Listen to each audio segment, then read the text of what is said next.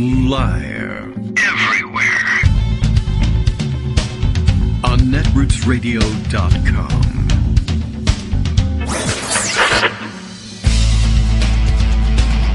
David Waldman. Kagro. In the morning. Now, here's David Waldman. Hey, good morning, everybody. How you doing? It is Monday, February 15th. I guess that's halfway through. No, right. 14 would be halfway through on February. But do we call it? So is this the Ides? I know there's an Ides of March, and I assume there's an Ides of everything. But is it always? It's not the 15th. I guess it would be halfway through. So I guess yesterday would have been the Ides of February. Happy day after Ides of February to everyone except Donald Trump, to whom we don't wish any happiness at all. It is, yesterday, of course, Valentine's Day. Less Ides of February than Valentine's Day, I assume, for most of us. Lots of fun holidays happening today. It is President's Day, but of course, in the Unitary Executive, every day is President's Day, as they used to tell you in the car when you were with parents or asking when Children's Day was. You know how the old routine went. Up in Canada, our friends in Canada are celebrating, well, I don't know. What are you doing? This is interesting. It's Flag Day, and it's Flag Day. I had to look this up. It's Flag Day because February 15th is Flag Day in Canada. And, I mean, there's a deeper reason for it than that, of course. But what I mean is, it's February 15th every year. But it also happens to be Family Day, at least in some of the provinces. I had to look this one up because I wasn't familiar with this one. Because, of course, in the United States of America, we would never have Family Day. Mother's Day, yeah. Father's Day, yes. Every day is Children's Day. Grandparents' Day, Secretary's Day, National Glazed Donut Day. Family Day, no, we don't do that. Well, this is, I don't know if it's national. I guess it isn't. It says here in Wikipedia that in some provinces of Canada, though, Family Day is a statutory holiday. It just happens to be today because it's the third Monday in February. So today it coincides with Flag Day. And I don't know, what a great thing to do. I guess you should all wrap yourselves in the flag as a family, but only as a cohabiting pod because coronavirus. So, you know, I don't want you to get carried away or anything, but it sounds like an exciting time. It is observed, I am told, in Alberta. Alberta VO5, by the way, my favorite hot oil treatment. Alberta, British Columbia, New Brunswick, Ontario, and Saskatchewan. But not everywhere. So, Ricky, tough luck, I guess, unless you guys are starting an informal family day in Prince Edward Island, which is not a bad idea. You should give it a shot. Think about it. Sounds like a fun thing to do. And anyway, it is also Monday, so we'll be talking to Greg in just a bit and getting our feet back under us. The impeachment 2 ended over the weekend, which I don't think I originally expected, but then I think by Friday evening, they were pretty clear that they were going to wrap it up on Saturday. And then for a brief moment, it looked on Saturday like things might stretch out into, I don't know, Sunday, Monday, 2022, whatever. And it was very exciting. And then it went away just as quickly as it all got exciting. And if you weren't watching on Saturday, who could blame you? You would want to take a day off from this nonsense. We'll recap what happened, explain a little bit about what was going on. I've got a theory if you're super depressed about how Democrats caved on this thing. I can't tell you that they didn't, but I have some idea about what they might have been doing there. And we'll give it a shot and see whether it's convincing to you. Anyway, this morning we begin. Bill in Portland, Maine, not far from, relatively speaking, from where they're celebrating Family Day across the border. It's a long way, all up, the length of Maine, but how big is that really, honestly? When you're broadcasting from Virginia, it feels like you're very close. The Kagro in the Morning radio show is live, he tells us, which is a novel idea. We should begin it any moment now. I'm sure we'll get some idea of what we're going to do. What are we working on? Recapping Saturday's head-to-head impeachment trial action. True. Using a gerbil comedy troupe. Wow. Better get on that one. And a bowl of silly putty. Excellent idea as well. Not only does it bounce, but if you recall, you can take impressions from the Sunday comics with that stuff. And then, of course, 2 pounds of dryer lint. Just go with it. He knows what he's doing. True, as long as I've got, I guess, silly putty as a substitute for the chewing gum with that and pocket lint, we can build just about anything. I saw the protesters on January 6th outside of the Capitol built that gallows, makeshift gallows out of pocket lint and chewing gum. It was a spontaneous, impromptu thing. No planning whatsoever. No reason to bring any materials or anything like that. You can throw a gallows together just with anything if you've taken your wilderness survival courses. Anyway, Greg Dworkin is here. He's survived the weekend. We might want to check in on weather and how's the generator working. All sorts of things. What's up today, Greg? So we're expecting an ice storm tonight. Yeah. That's what's up. If we get more than a half an inch of ice coating the trees, we'll probably lose power. So I made sure that the generator was topped off. The propane tank was topped off last week. Good idea. And that's all good. So we'll see what happens. By the way, I sent a little copy, since we're bloggers and we like to reference things, a Roman calendar for you. You know, it turns out that in full months, the Ides can be on the 15th. But Thank you. The thing is, the Ides is the day before the middle of the month. Day before the middle. So in hollow months, yes. So in hollow months, right? What months? It's the 13th. Huh. Okay. And on full months, it's the 15th. So February, actually, the Ides would be the 13th, not the 14th. Okay. It's not the middle of the month. It's the day before the middle of the month. Who knew? I didn't. It's one of those little trivia things we throw out there. I'm glad you did that. That's it's underutilized, the Ides thing, and we don't do anything for. Was there ever a party or celebration of some kind for the Ides, or just? Absolutely. The Romans are really into parties. I don't know if you know that. Yeah. Oh, right. Yeah. Toga and all. Absolutely, there were sometimes parties. No toga. But at some of their parties, eventually. Right. If it was going well. You know, that's all good. Other things I think were worth mentioning. I definitely want to talk to you a little bit about the witness stuff. Not to highlight it, because there's many, many more important things that happened. But maybe we'll do that in the second part of the segment to keep it in proper perspective, because it shouldn't be the tail wagging the dog. The main thing that happened over the weekend is, and you can think of it if you want to, like the Kavanaugh hearings, is that there was a show trial, and then there was the expected outcome, and then the writers decided that they were going to throw in a monkey wrench right toward the end, but that really wasn't going to disrupt what the plot was, and nobody lost sight of the plot.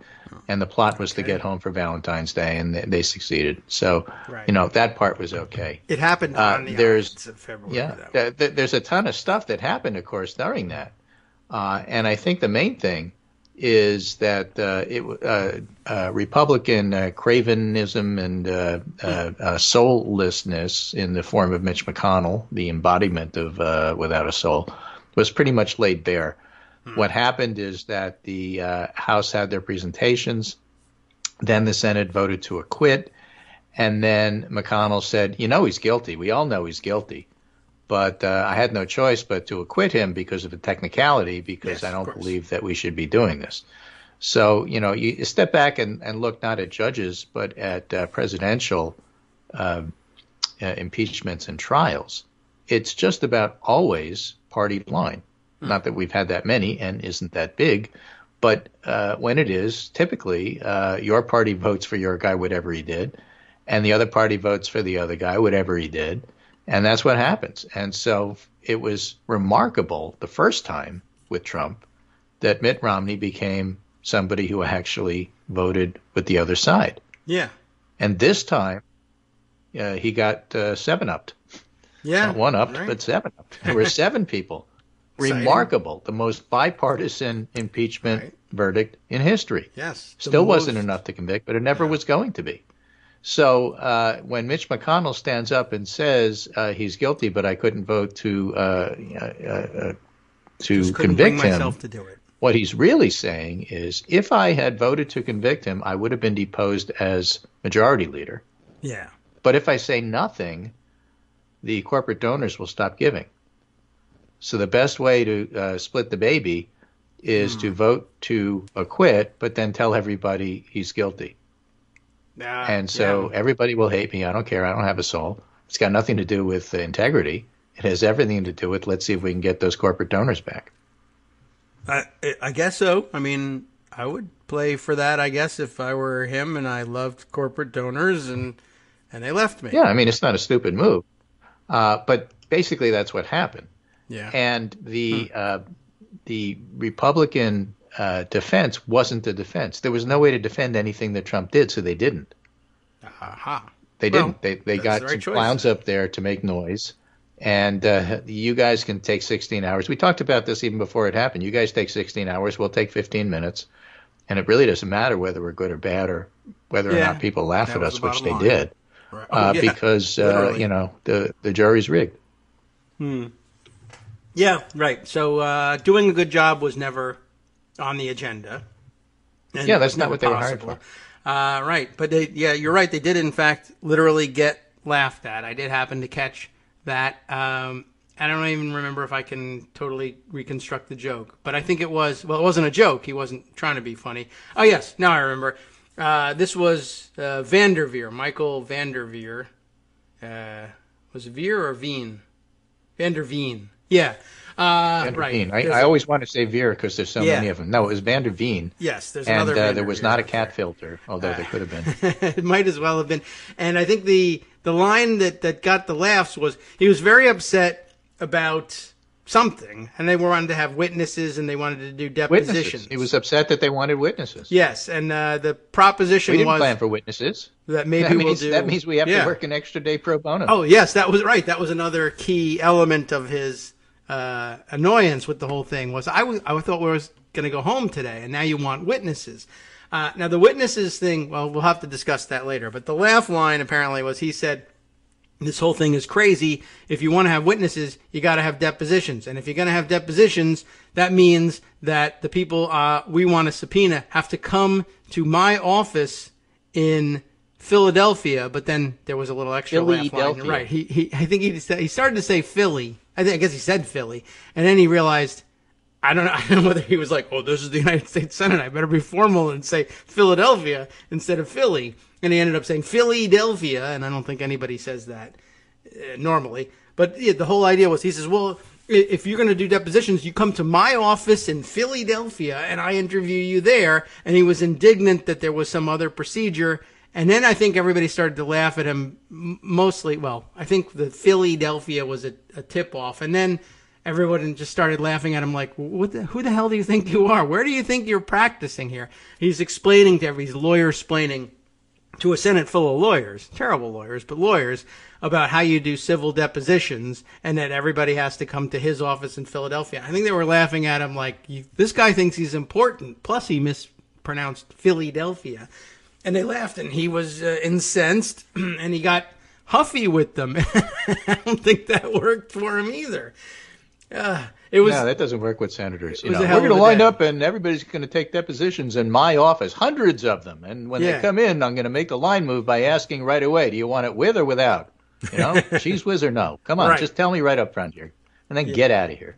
It was really a strange thing, and then his reaction to the laughter. But there's a long story behind the witnesses thing. We will get to that at some point. And there are good lawyers in Philadelphia. These guys just happen not to be among them. Right. And I don't know. There were a couple of times really throughout the trial where Vanderveen in particular seemed to lose sight of where he was and who he was talking to, and just sort of courtroomed it, and it works. Right. And don't forget, this guy was literally a hit-and-run lawyer. I mean, he specializes in personal injury. If you've been hit and the other person ran, call me. You know those things, right? If you've been injured, call 1-900-Vanderveen. Yeah, something like that. Yeah, it is like that. Anyway, there was a pretty good column trying to summarize all of this stuff from Tom Nichols over at USA Today. Republicans who acquitted Trump put their careers over duty, honor, and the Constitution. Trump's acquittal proved with final certainty that Republicans are driven only by ambition, comfort, and self-interest. Constitution be damned. And that's comfort. Pretty clear. He writes, none of it mattered. The outcome is foreordained. On a weekend we once reserved for honoring the births of Abraham Lincoln and George Washington, so-called constitutionalists like Senator Mike Lee gleefully betrayed everything for which Lincoln lived and for which he was murdered in cold blood. Tom's not mincing words here. Senate Minority Leader Mitch McConnell, barely able to contain his smirking, made the case within minutes of Trump's acquittal that the former president was probably guilty anyway, but hey, maybe somebody else can take him to court, just somewhere other than the Senate. Okay. Right? The weird part that came out of this, which I think should get a lot more attention than whether or not the Democrats call witnesses, is Marjorie Taylor Greene threatening Jamie Herrera Butler on Twitter. We're watching you. And that's going to be part and parcel of the whole thing. But, the bottom line here is that most of the Republicans were Rand Paul, and very, very few of them were Mitt Romney. Yeah. And Romney deserves a lot of credit here. He was the only one the first time. He stuck to his guns the second time, even when Ron Johnson was screaming at him. Oh, yeah. Because Romney agreed to vote for witnesses along with a bunch of others. Romney was the target of everybody's ire for that reason. The fact is that they're all laid bare. Tom Nichols finishes by saying the Republicans who voted to acquit Trump acted with selfishness, cynicism, and even malice. They've smeared the betrayal of the Constitution all over their careers, the same way the January insurrection has smeared excrement on the walls of the Congress.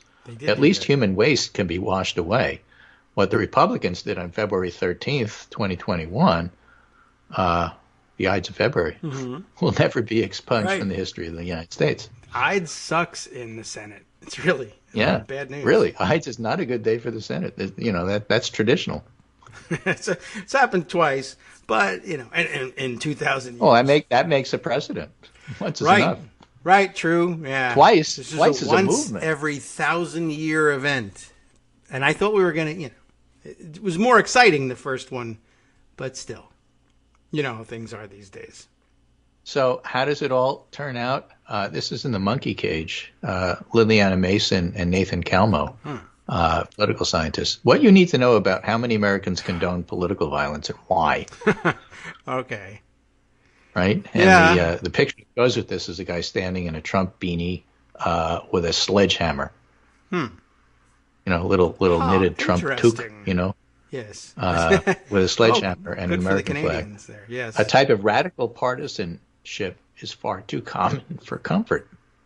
Our research on what we call radical partisanship suggests reason to be concerned. We began this research in 2017 after violent episodes during the 2016 campaign. Yes. We had those. We were worried that there could be more support for this violence among the public than many people realize. As political violence continued to rise, we conducted a dozen surveys mapping what Americans think about partisan violence, and here's what we learned. The most basic finding is a significant minority of Americans will not reject violence outright. Several of our surveys asked respondents if they believe it was justified for their own party to use violence in advancing the political goals.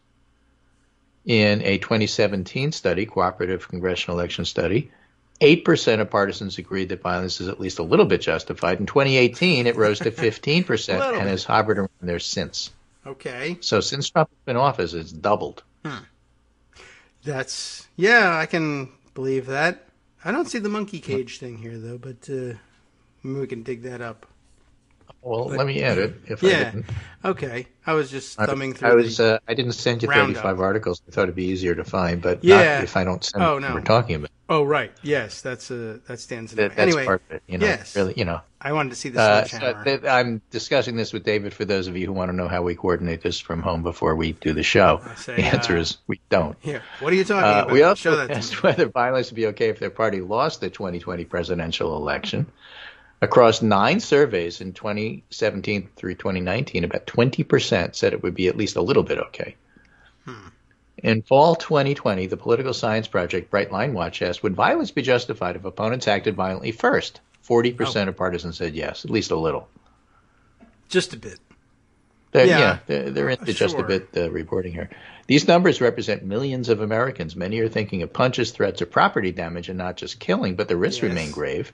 As the U.S. Capitol attack demonstrates, relatively few violent people can generate enormous danger.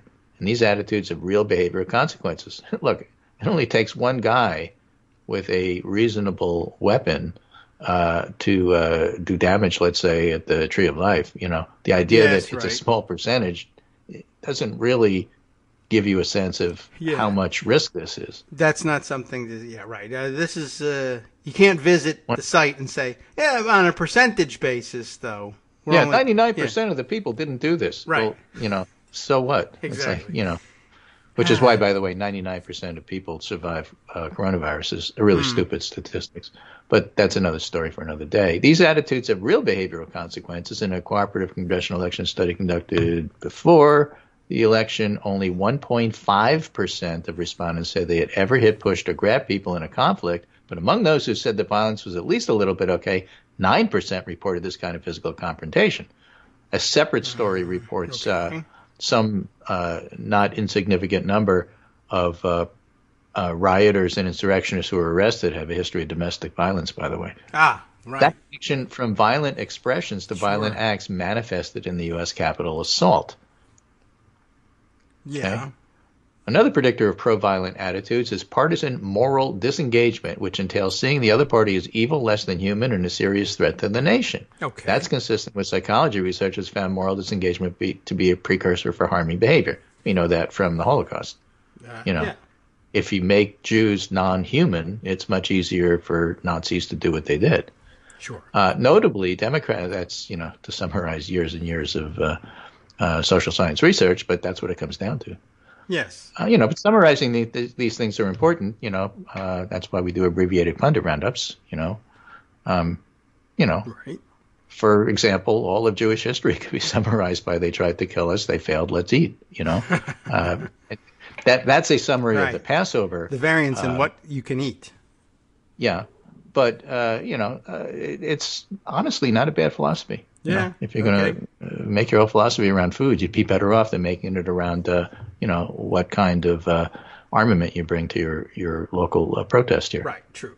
Okay. Notably here, Democrats and Republicans did not much differ on whether they viewed violence as justified, but they did differ on the reasons for supporting violence. I see. And these partisan differences reflect the importance of social and racial hierarchies in the U.S.'s long history of partisan violence. Democrats tend to support violence on behalf of inclusive democracy and civic equality, and Republicans support violence in defense of traditional social hierarchy in which white men retain disproportionate status and power. Oh, well, all right. Evidence for this difference in motives is visible in the factors linked to partisan moral disengagement and how those linkages differ from Democrats and Republicans. So it's a long article. It's kind of interesting and something to be aware of. And ordinary citizens have an important role. Interpersonal conversations are among the strongest influences on political views and actions. So the more Americans renounce violence in conversations with family members, friends, and neighbors, the more likely people will consider violence an illegitimate political strategy. So it's important to talk about it. You shouldn't just blow it off and say, oh, well, it's only a small number of loud voices. That's what they said about the anti-vax movement until it grew. I know that for a fact because I tried to tell the CDC that 15 years ago and they didn't listen. And so it's important to get these things early and be real clear and real loud about the fact that this is not acceptable. And in fact, step back and look at you need to be clear about what's not acceptable. That was the whole point of the impeachment. It isn't a question of whether or not you actually get your conviction.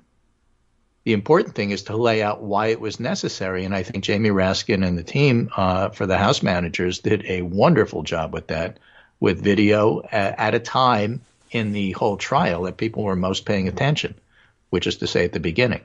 So the opening salvo, the opening 13-minute video was incredibly powerful and set the tone for the entire several days. I think most people probably didn't watch the whole thing. Political junkies like me did, maybe you did, but most people didn't. But they did see parts of that video as it was moved around on social media and in real time because the networks are covering it. Yeah.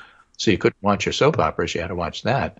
And I think that that's the important part of it, to establish the fact that this is what's acceptable and this isn't. And that was really important. It doesn't succeed just because you said it, but it's really important that you said it. And so that's my view of the whole impeachment thing. Of course it was necessary. And the fact that you can't convict is not a reason not to do it. In fact, Karen Tumulty actually had an article about that. I don't remember if I put it up Saturday or today. I think it was Saturdays. I was against impeachment because I figured it wouldn't work. I was wrong, she wrote. Oh, well, okay. And that's correct. And that's because the impeachment managers just laid out the case so well. They did do and a we're very coming good up job. to break, so we'll talk about the witnesses stuff after. Okay, we can do that. I just wanted to get that stuff in because the witnesses stuff is a footnote. The fact that they impeached him and 7 Republicans went along with it is the main story. Right. Bill had a question along the way about the poll. I mean, I think we know the answer to it, but it was an interesting question. You were asking about people who felt at least sometimes political violence might be justifiable.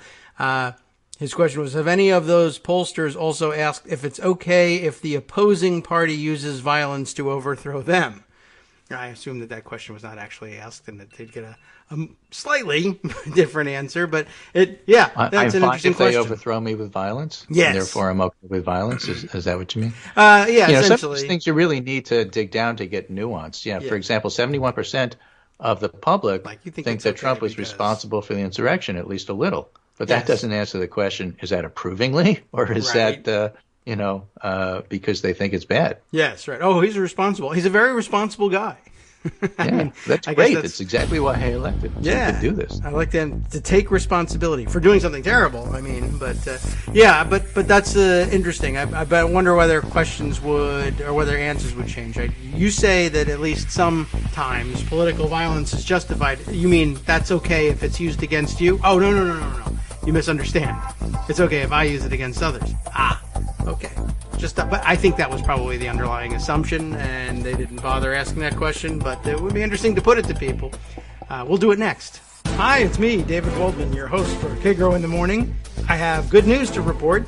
Many more listeners like you are making critical contributions that keep our show on the air.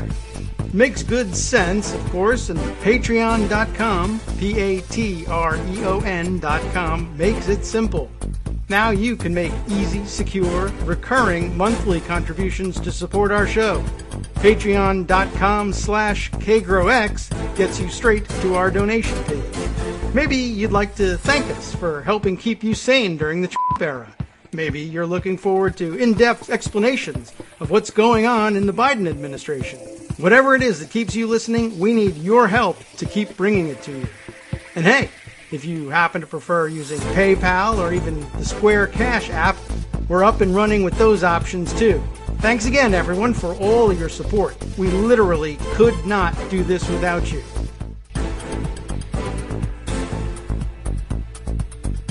All right, welcome back now to the Kagro in the Morning Show here on Netroots Radio. See, by the way, in the trending list on Twitter that the weather is bad in Texas. It's going to be bad for you tonight, and I guess it's the same storm system, but Texas has been walloped. So if you're listening from Texas, it's a lot worse in Texas. It's one thing for Connecticut to get hit with ice storms. We're ready for that. That's why we have generators. We're prepared for that. Yes. When Texas gets hit with 3 or 4 inches of snow, it's cold. Right. They don't have heat. They're not used to driving in that stuff. They don't have electricity. You're trapped in your house. It's bad. It's a disaster. The weight of those giant nobody should make fun of ice. Texas just because they got a couple inches of snow. When you're not prepared for it or your housing isn't built for it, it's horrible. Yes. Right. So, and they, usually don't get that. And all right. Well, a little taste of winter. It'll be over soon. And, we'll send you some food if necessary, and whatever. I guess it's if you can, lousy based wherever on it the happens. weather, Right. So okay. that's something we all have to keep an eye on. So I'm going to start talking Texas. about the witnesses now. Now that we have the proper framing for what happened, and this is a really interesting piece by Norm Eisen and Catherine Reisner about the whole setup for witnesses and what happened here. And they take the point of view that, to not have witnesses was fine. Not fine in terms of it wasn't great theater, but fine in terms of outcome and best can be expected kind of stuff. Yes, I don't think anybody mistakes. And there's lots of arguments outcome about with that. I understand that it would have been great to see a Colonel Jessup moment, but that was never going to happen, and the outcome was foreordained. The fact that you asked for it and then didn't get them is the piece I think that the Democrats are honing in on. If you didn't want them, why did you ask for them in the first place? Let me set this up, though, with the Eisen article. All right. Which this one paragraph I think is really instructive. There had to be an option for witnesses in the organizing resolution because no one knew how the trial would go. And in fact, Trump's defense opened the door to witnesses. Instead of simply standing on the constitutional issue, there shouldn't be a trial, his bumbling lawyers argued that Trump's intent was benign and there had not been due process, in part because there's not been witnesses. So by the time they rested on Friday, the witness issue was queued up. And I would add, by them. Yes, they really could have avoided the whole thing. And it was the House manager's intent to avoid the whole thing. Right. And then the full details broke of Trump's conversation with House Minority Leader Kevin McCarthy, which we didn't cover, which he had described to Jamie Herrera Butler, who is a Republican congressperson, and other lawmakers. Trump's response to McCarthy's desperate pleas for help during the middle of the riot was, I guess these people are more upset about the election than you are. I guess they are. Now, the interesting thing is that Butler had made those comments to her home newspaper. Yes. A couple of days after the Ides of January. I mean, she made it on January 17th. Okay, yeah. And only now did it surface. But if you read your local paper, she said, I spoke to Kevin McCarthy, and he told me that. So she was a corroborative witness that call happened. And she's the one that's describing those words. Kevin McCarthy didn't call in and say, this is what Trump told me. Right. Butler's saying, this is what McCarthy told me Trump said. So that callous difference of the deadly destruction on January 6th is shocking, even by Trumpian standards, say the authors of this piece. All right. So that all had to be put into evidence. By demanding and winning a vote on witnesses, the managers made that point. And they made Trump's intent the focus of the last day of the trial for today and for posterity. Plus, witnesses posed risk for Democrats. And that goes on to say everybody who's a trial lawyer, and I'm not, said, when you have a witness and you don't know exactly what they're going to say, that's bad. The other side of it is they're all hostile witnesses who wouldn't want to come. Yeah. And so you have to make them, and that takes months. We're still waiting for, what's his name, the Office of Legal Counsel guy. Oh, yes, Don McGahn. Again, Don McGahn. That was like a year and a half ago.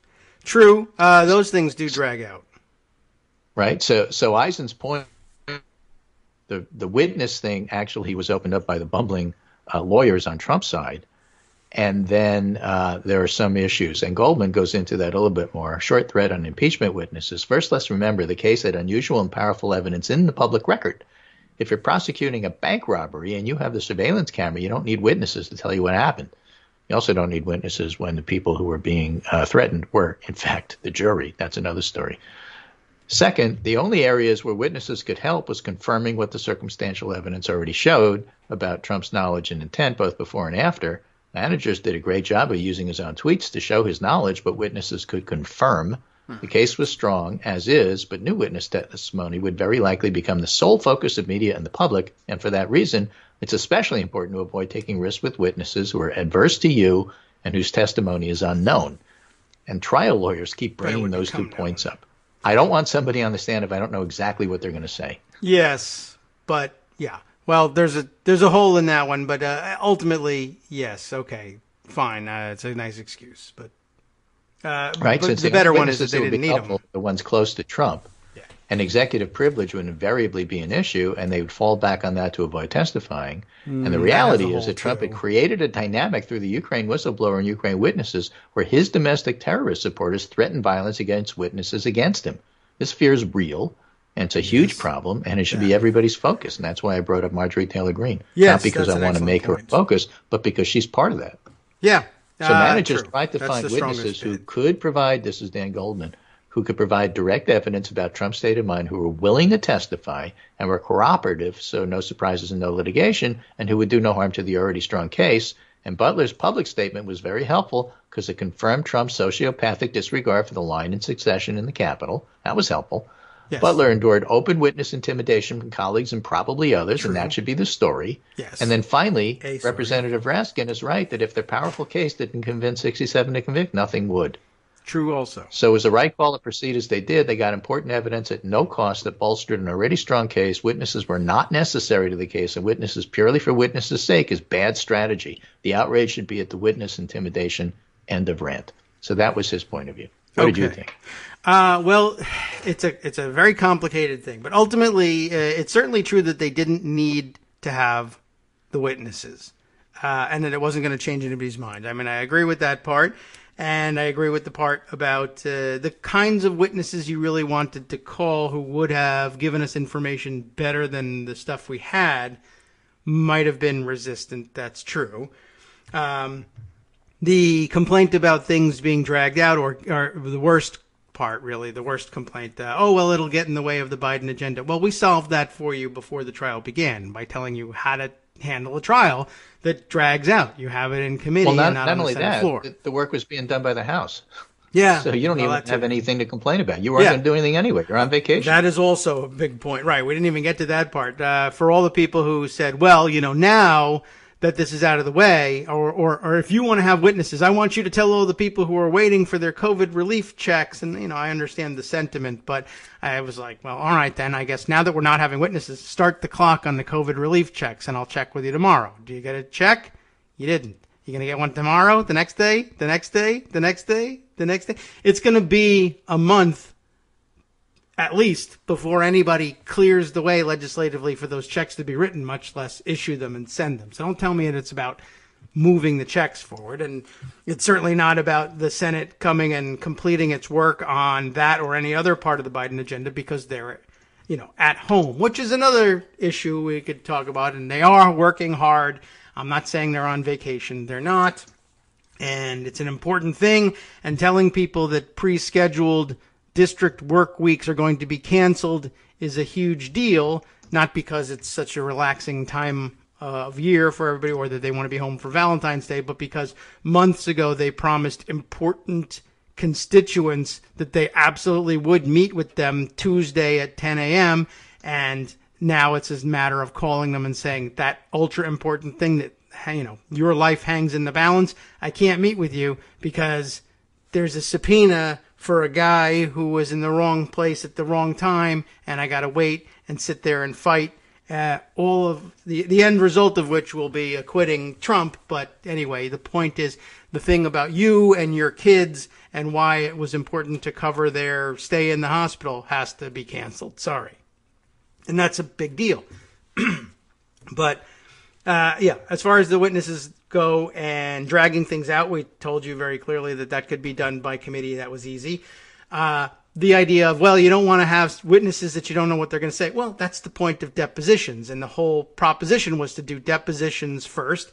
And then when you find out what they're going to say, then you have an idea of what they're going to say before you bring them to the trial. It's a problem when they blurt something out that you didn't expect when they blurt it out in front of the jury. If they don't blurt it out in front of the jury, it's not as big of a deal.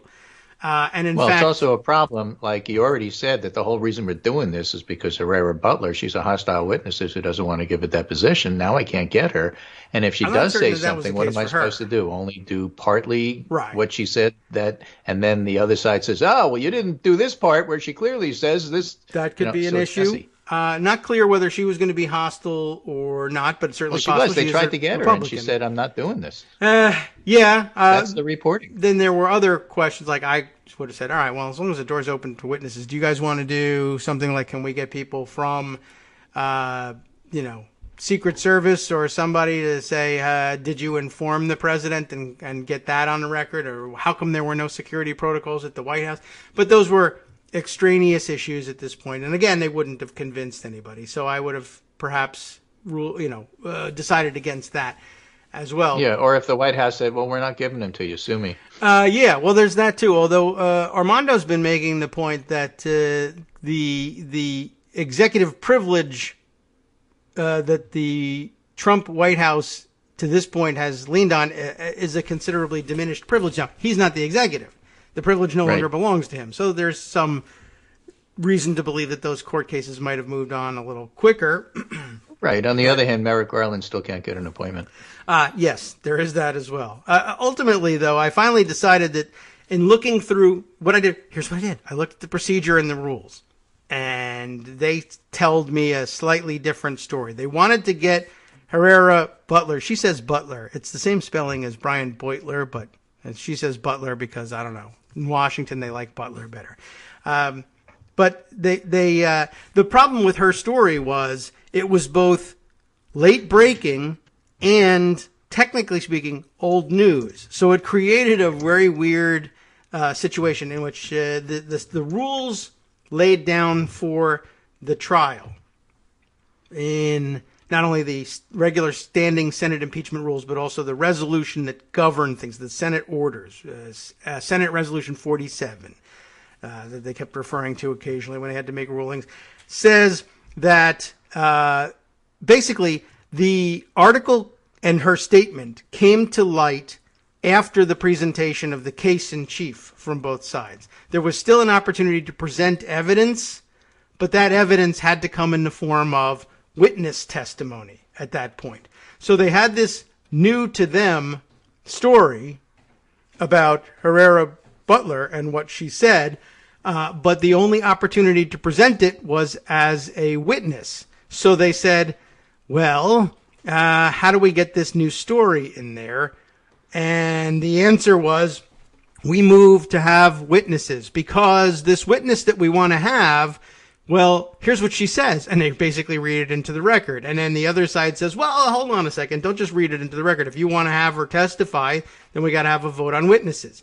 To which I think Jamie Raskin then said, all right, we should have a vote on whether or not we should have witnesses who say that the president called Kevin McCarthy and da-da-da-da. Okay, so then they went ahead and had the vote, so why not, when you win the vote, why not call her, call someone else, wait, any before you get to that. Yeah. So as soon as the vote was done, yeah. then the Republicans, Mike Lee and others said, wait a minute, we don't know what we just voted on. Then they had to take a recess to figure it out.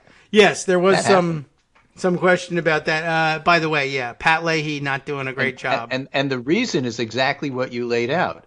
Jamie Raskin and the Democratic side knew exactly what they were doing, and the Republicans were catching up, and then they just figured out, oh my gosh, what did we just do? Yeah. That's why they had that break. Essentially, that may have been the reason. So there was an exception in the rules, the orders for the Senate trial that said, well, if there is, because they did contemplate this, if there's a late breaking story that comes to the attention of the parties after the close of the case in chief and they had a disclosure deadline.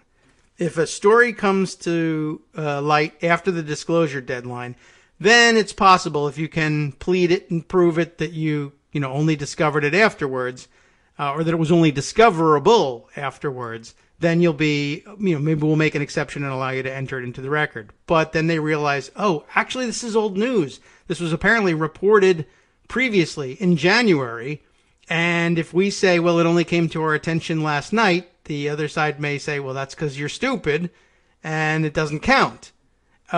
So rather than have that fight and say, oh yeah, by the way, we didn't do a very good job investigating because this evidence was out there and we missed it, we'll say this. We'll ask for witnesses. Why do we want witnesses? We don't. But we can't have an argument about what the witnesses are going to say unless we ask for a vote on witnesses. Which, if we lose, fine, we didn't really need them anyway. If we win, well, I don't know, do you guys want any witnesses? And then it turned out that they really didn't. And they said, all right, well, then there was, of course, a battle over what the stipulation was. The other side said, we'll stipulate that that article exists. And there was a little bit of a misunderstanding there. There was never any stipulation that the Trump defense was saying that what was in the article was true. They simply were willing to stipulate that the article existed, and if you had Congresswoman Herrera Butler there, she would say the same thing, even though they would dispute the truth of it. And so people got worried about, well, did we just agree to nothing? Like, instead of really wanting witnesses, we said we'll just stand for the stipulation that the article exists?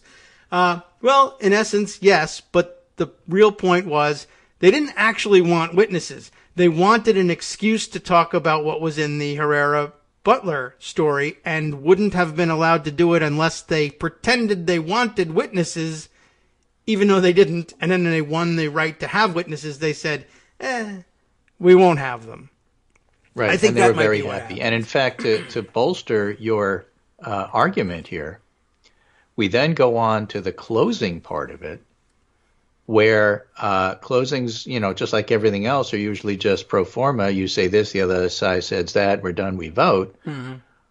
But the Republicans wound up objecting to something that one of the impeachment managers said, because they said, wait a minute, you're introducing new evidence that wasn't in the record, and we object to that. You can't do that. Ah, yeah.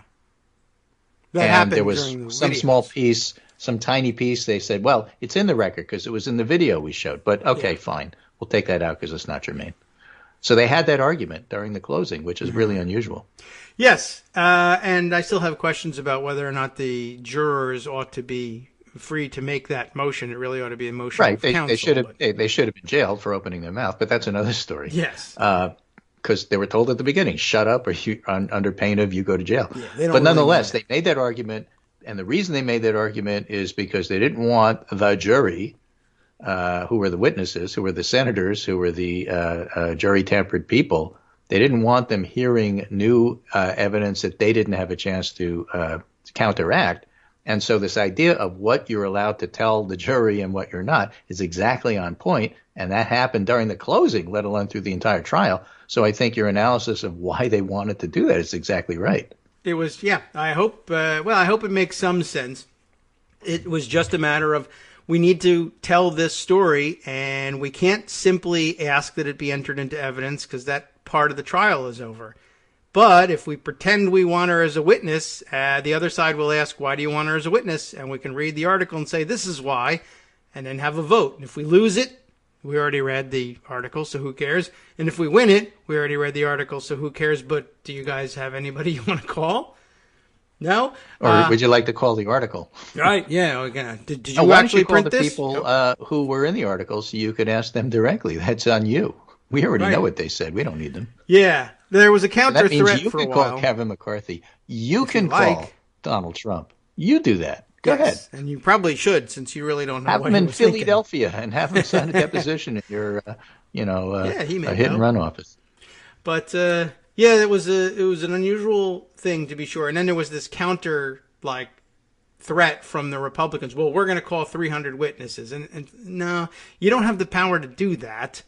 It's up to the Senate how many witnesses they want to allow, and even probably you could vote on each one. In fact, the 50-50 tie means you don't get it. You have to have 51, and the vice president can't, break that tie.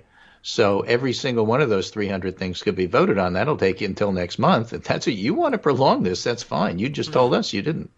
Yeah, and she may even have been able to come in and break those ties, but she didn't need to because if you're looking for a tie, who cares? I don't think she's eligible to do that in this particular setting. Check me on that. But I'm I think just 50-50, it loses. End of story. That certainly would have been the case. I think if she doesn't have the right or doesn't show for it, but impeachment trial. So usual rules don't apply.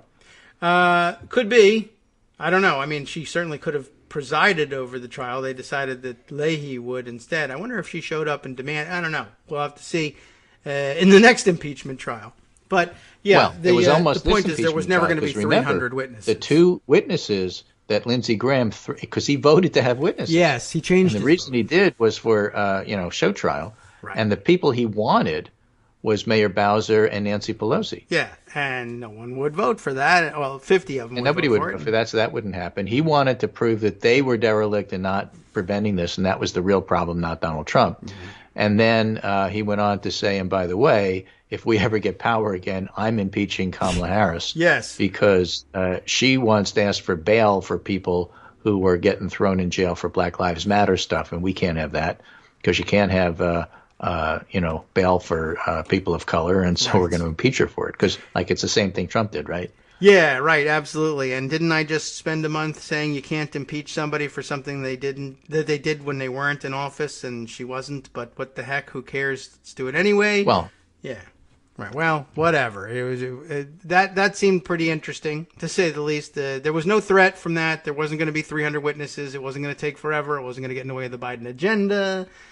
But in the end, they never. I don't think they ever really intended to call her. The only real problem was, and I guess if it had been breaking news and had been unreported anywhere until Friday night, they might just have leaned on.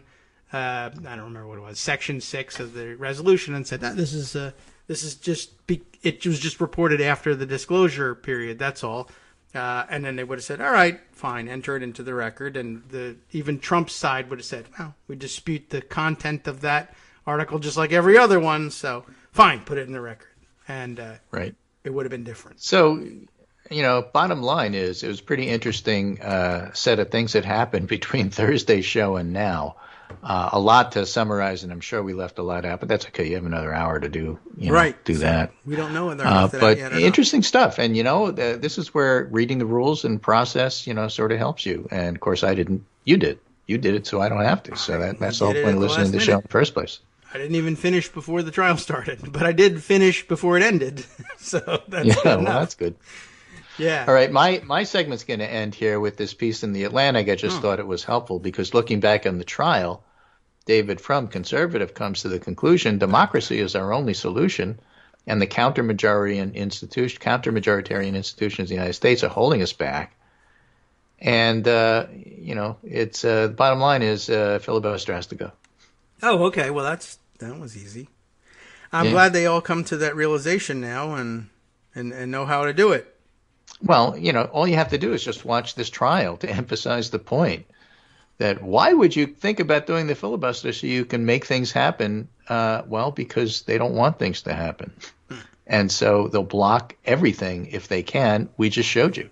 Yeah. And it doesn't matter, how clear a result should be. Even they say Trump was guilty, but they're going to block it anyway for their own reasons. So those are not people you're going which to are not able to irrational from their point of view.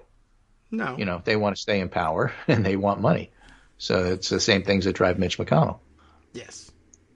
So from their point, it's not irrational. Nonetheless, they're going to do that. And you, as the majority, have to decide whether or not you're going to let them. Oh, him. Now, in the case of the impeachment trial, maybe the rules need to be changed. Because the fact is, you can't impeach president. You can't. Practically speaking, the other party won't let you. Mm-hmm. No matter what he did. That's true now. So maybe you should change those rules. That's another story for another day. You can't change them in the middle of the trial. But, you should think about that. On the other hand, there are other rules, in fact, that should be changed. It's just because it's a rule doesn't mean it has to stay there forever. And Frum, as a conservative who stands athwart history saying stop, in this case says, well, go. Yeah. Well, don't slow down. Speed up. Good. Okay. I think he's got some agreement here. I just see on the screen now, E.J. Dionne. Not a surprise that he would agree, but basically with the point that, like, if only 7 Republicans were willing to stand up on an impeachment that stems from attacking the Capitol, does anybody think that 10 of them will join in breaking a routine filibuster on something that they disagree with? Probably not. Right. Don't look for it. And EJ's article, in fact, was the first one I had in the Pundit Roundup. Oh, okay. Well, I just happened to see someone tweeting about Don't waste time mourning the Senate's failure to convict Donald Trump. The cowardice of the vast majority of Republican senators was both predicted and predictable. Instead, ponder how to build on the genuine achievements, and the answer is get rid of the filibuster. Okay. Margaret Sullivan. A moment of truth. After years of Trump's lies amplified by MAGA media, that proved impossible for most Republicans. That's all in the Pundit Roundup. Josh Kraushaar, conservative, points out on a New York Times article, after campaigning last year on a message of law and order, most Republican lawmakers decided not to apply those standards to a former commander-in-chief who made common cause with an organized mob. Yes. Right. Lindsey Graham on Fox News Sunday says, I'm into winning. And Amanda Carpenter, conservative, says, well, you lost the House, lost the Senate, lost the White House with a twice-impeached one-term president that lost broad GOP support. Where's the winning? That is a good And question. my favorite from Dana Milbank, Trump left him to die. 43 Senate Republicans still licked his boots. Yeah. That pretty much sums it up. That puts it well. That's what we do for Dana. Let it go. Trump escapes conviction, but even his allies say he's damaged. So when you look at the big picture, we did all right this weekend. Yes, witnesses or not. It kind of came out okay in the end. And, yeah, it's one of those moments that, well, I'm glad it happened over the weekend. So people could be mad over the weekend and then, then, of course, Senate recess. So there was nothing to come back to. But it's another week to cool down and get back to the mindset of, okay, I'm disappointed about the way that went. Now I have maybe an explanation I accept or understand, or maybe not, about the witnesses. But in the meantime, we cannot lose this. We can't lose that. If there's an election, we shouldn't lose that either. It's the only way we're going to get our way.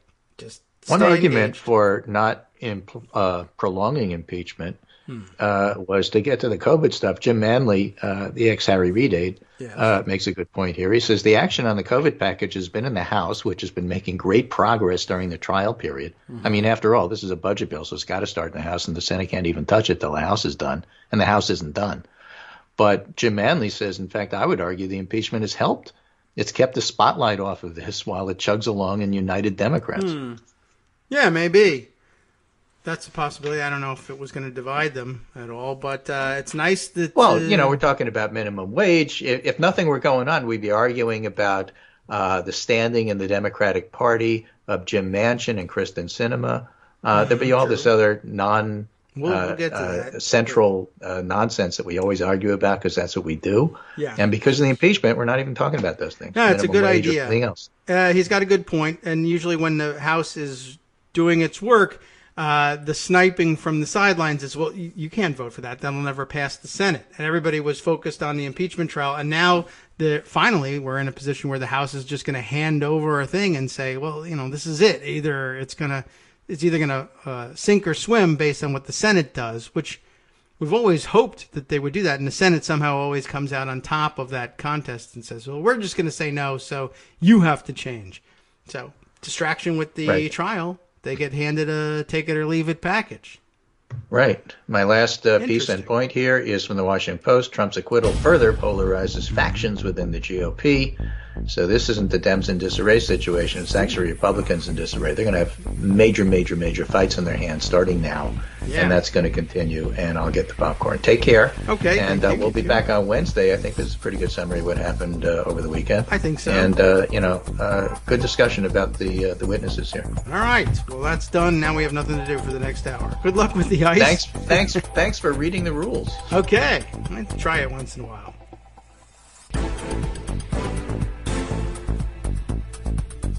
All right, welcome back now to the Kagro in the Morning Show here on Netroots Radio. So much we could turn to and cover this morning, and I'm not real sure where to go to next, but I think that Pocket will give us a good idea. Marjorie Taylor Greene, because she got a mention earlier in the show, the door is now open to discussion of what the hell's wrong with that lady and what's up now. And I guess we'll call it fair game now to talk about the I don't know what to call it. Is it an emerging scandal? I don't know. It might not be a true thing, and you might not even consider it scandalous. For all I know, we are, after all, open-minded folks here on this side of the aisle. And over the weekend, the not typically reliable Daily Mirror reported a story which, I don't know, I guess old hands in Northwest Georgia say this too has been known to them forever, just like the Jamie Herrera Butler story was reported back in January, and it just took some time to get to the national press, and in this case, the national press of another nation, UK, because it's salacious. That's what the Daily Mail likes to print, and this is made for them. They say an exclusive. I don't know how exclusive it is, but just so that you're up to speed on the fact that there's a story, even though we shouldn't really give it a whole lot of weight. Marjorie Taylor Greene, crazy and easily discounted for 10,000 other reasons. But in case you want to know, the exclusive reporting of the Daily Mail, embattled QAnon Congresswoman Marjorie Taylor Greene, quote marks here, scare quotes, openly cheated, unquote, on her husband of 25 years with a polyamorous tantric sex guru. And then moved on to another affair with the manager at her gym.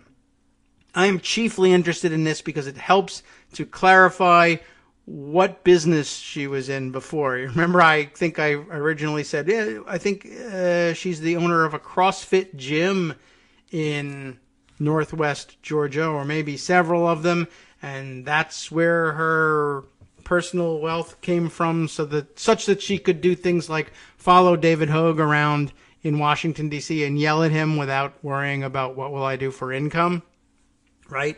But then I read something else. I don't remember why we were reading various, backgrounders on what she was about, and that she owned a construction company. I think we read at some point jointly owned it with her husband, and it was her father's company. And when he retired, he sold the business to her and to her husband.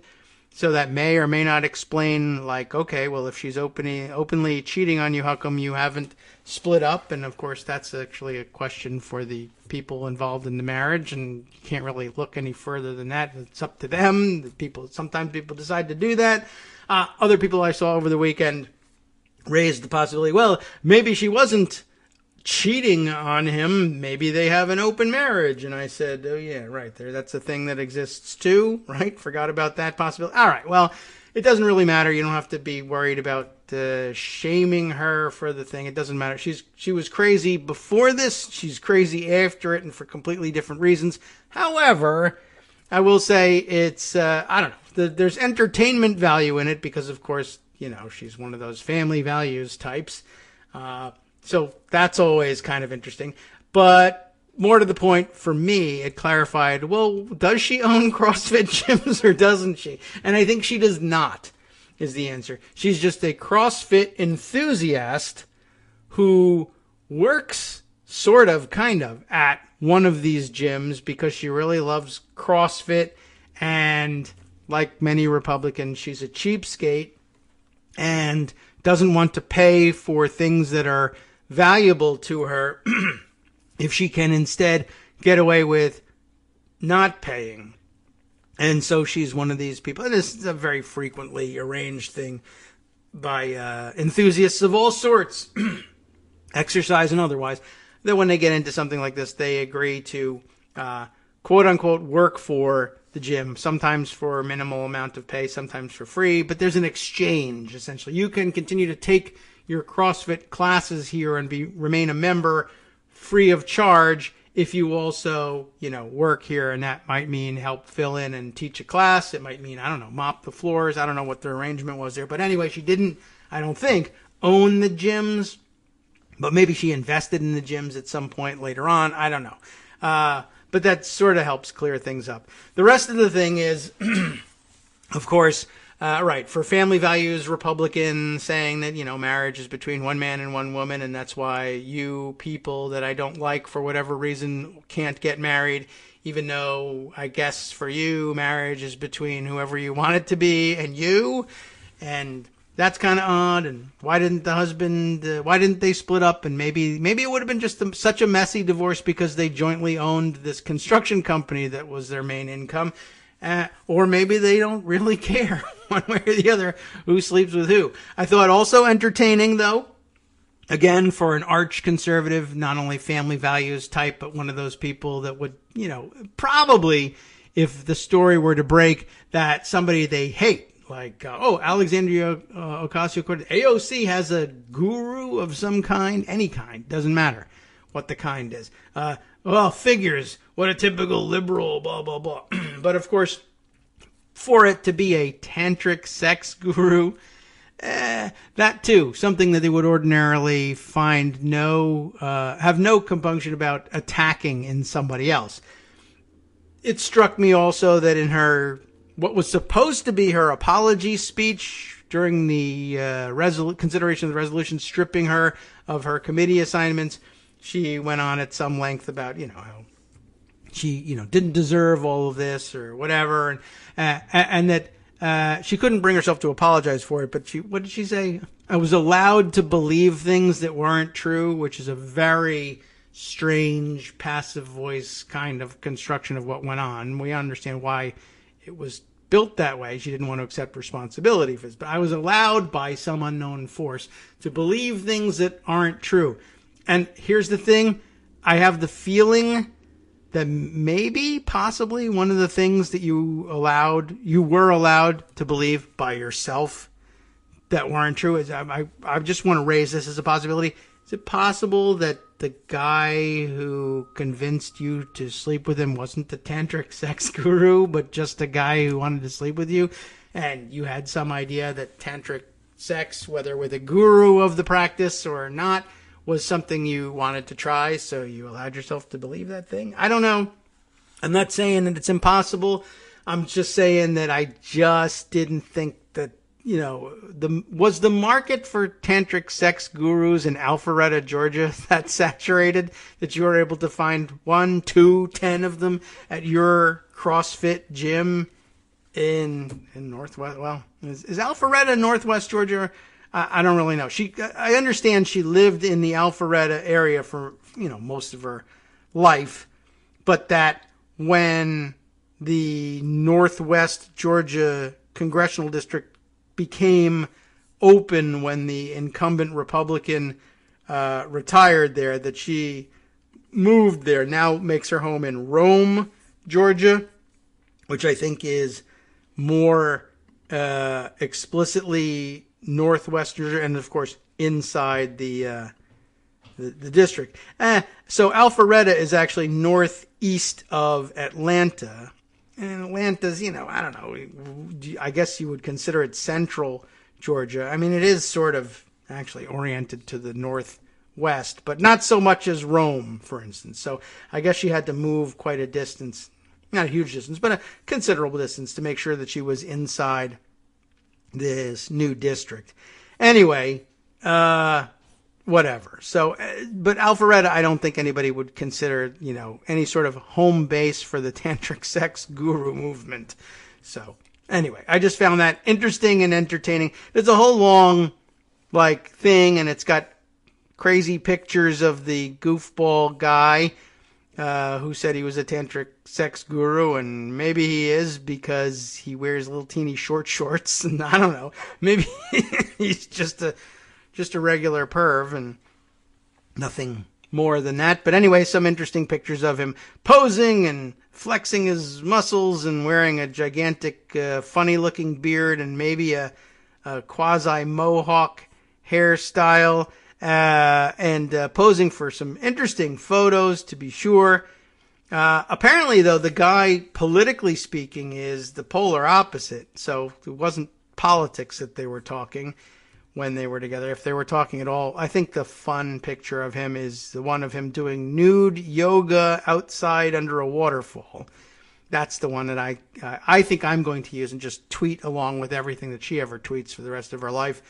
But apparently the rest of the story is the guy eventually moves away, and I think to the Pacific Northwest, where you expect to find more tantric sex gurus, just, generally speaking, I think, stereotypically speaking. Now lives in the Seattle area.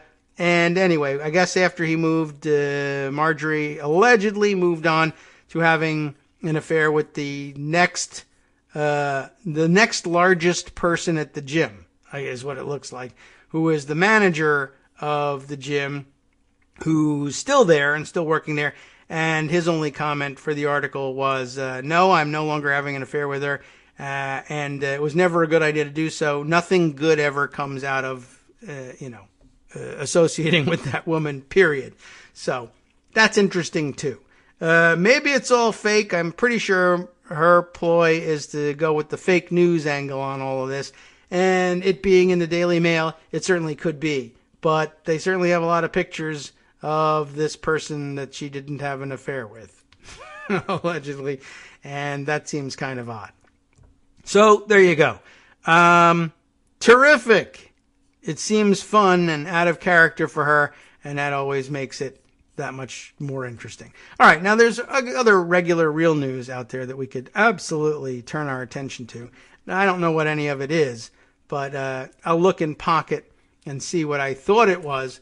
over the weekend. And just because it comes up first here in the reverse chronological order, this was an interesting, totally different type of story, just to change directions here.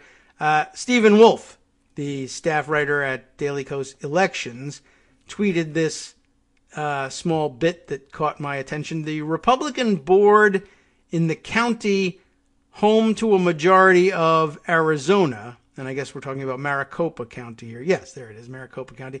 That is to say, I guess the most populous county, certainly, but apparently a county that all by itself accounts for a majority of the population of Arizona.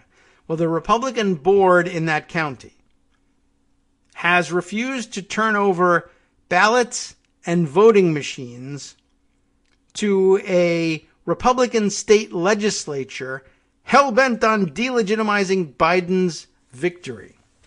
So here, the Republican board in Maricopa County actually, I guess, sort of doing the right thing here. I mean, it is the right thing. I don't know exactly what their motivation is. It could be jealously guarding their prerogatives, as the founders had hoped people would do, as between different branches and different levels of government, but could be something else, too. You never know. One of 16 Republican senators in this grab for the ballots and voting machines from Maricopa cast the decisive vote against holding the Republican board in contempt.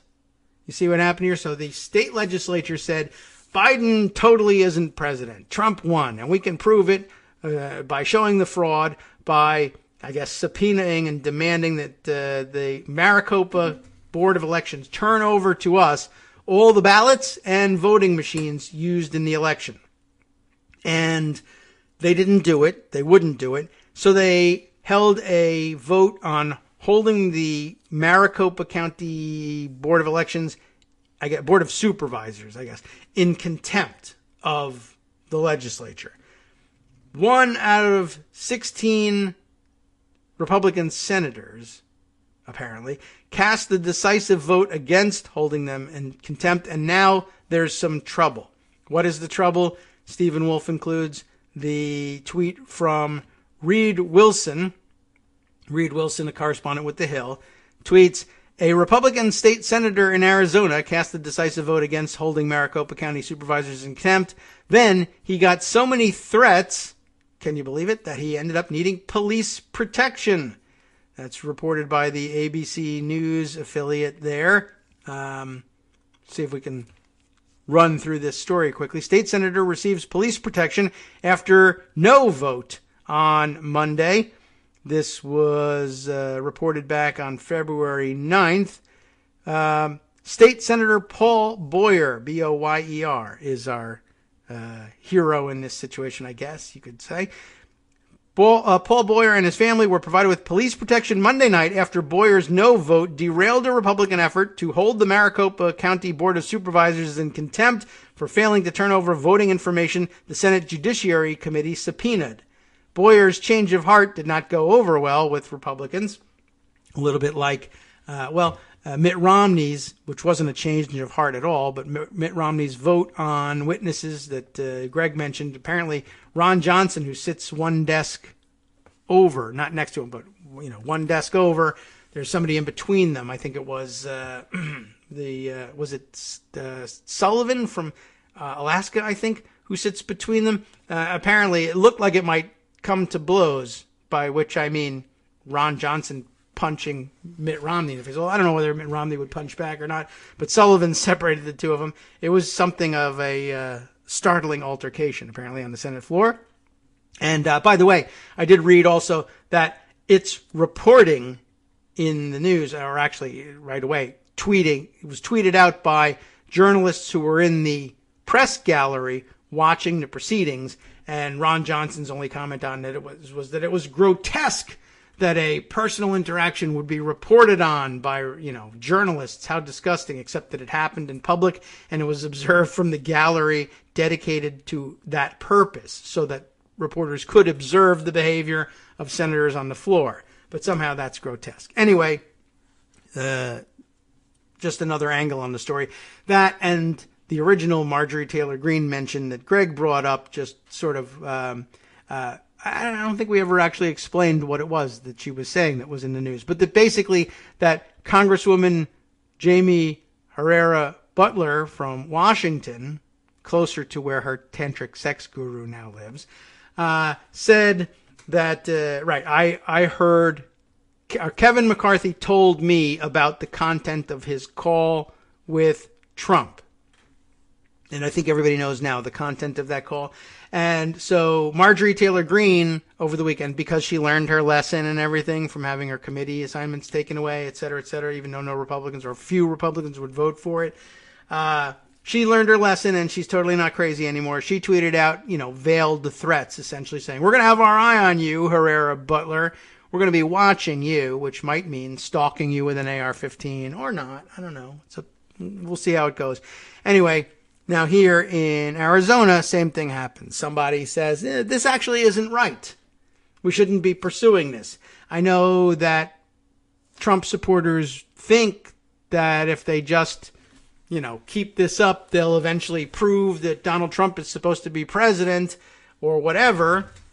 But it's not true, and we shouldn't engage in this, and I'm going to vote no on punishing the Maricopa County Board of Supervisors for not participating in our stupid charade. So, let's see. His change of heart didn't go over well with Republicans. Democrats looked on as Boyer absorbed an hour of rhetorical abuse from members of his own caucus. Some, like Tucson State Senator Victoria Steele, believed Boyer was being threatened. He was. When one person in their own caucus stands up to them, they're targeted, Steele said. In her remarks before voting yes, State Senator Kelly Townsend said, if you say you're going to vote along with your caucus and you do not, your word is never going to be trusted again. So now it's in the hands of the public, and I'm understanding that several groups that are independent formed a coalition to take on this on their own. That's how she said it. That's the quote. Take on this on their own. Senator Boyer interpreted the statement as a threat. I missed her comment since Karen, that would be Senate President Karen Fann, whose real name is Karen and everything, was leaning on me to try to change my vote, Boyer said.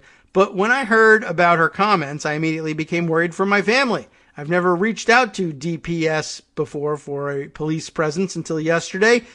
I've had 2 sheriff's deputies outside my home since yesterday.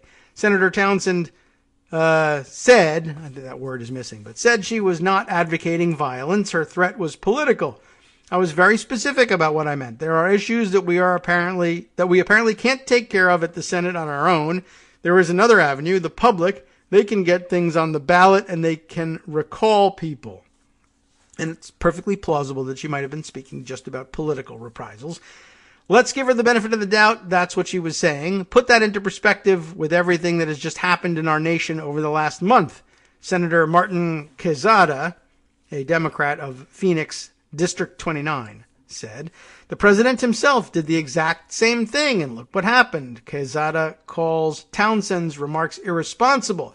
The only thing that should happen is she needs to be held accountable right away. Basically, the game is all Republicans now playing this game. Well, they make veiled threats and then they say, I was speaking about something else. Well, I didn't mean it that way. Or you said the same words once yourself, as may have been the case like with the Republican videos during the impeachment trial. You saw those. Quezada said Townsend's remarks will be discussed Wednesday when Senate Democratic leaders meet with Senate President Fann.